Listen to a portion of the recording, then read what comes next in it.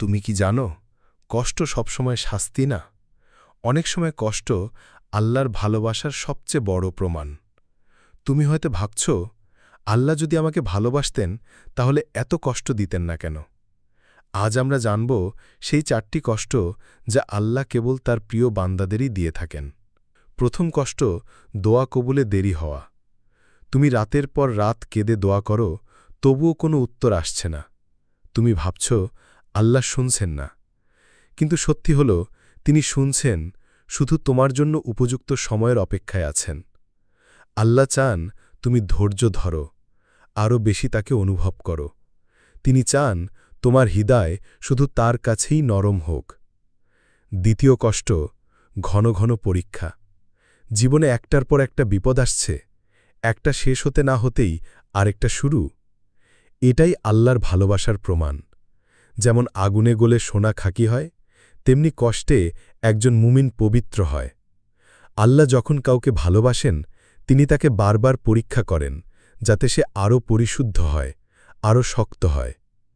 তৃতীয় কষ্ট, প্রিয় জিনিস কেড়ে নেওয়া। তুমি হারিয়েছ ভালোবাসা, চাকরি, অর্থ কিংবা কাউকে যাকে তুমি অনেক ভালোবাসো। তুমি ভাবছ, কেন আল্লাহ এটা করলেন? আল্লাহ জানেন হয়তো ওই জিনিসটা তোমার জন্য ক্ষতিকর হয়ে যাচ্ছিল, তাই তিনি তোমার পথ পরিষ্কার করেছেন যেন তুমি নতুন কিছু পেতে পারো।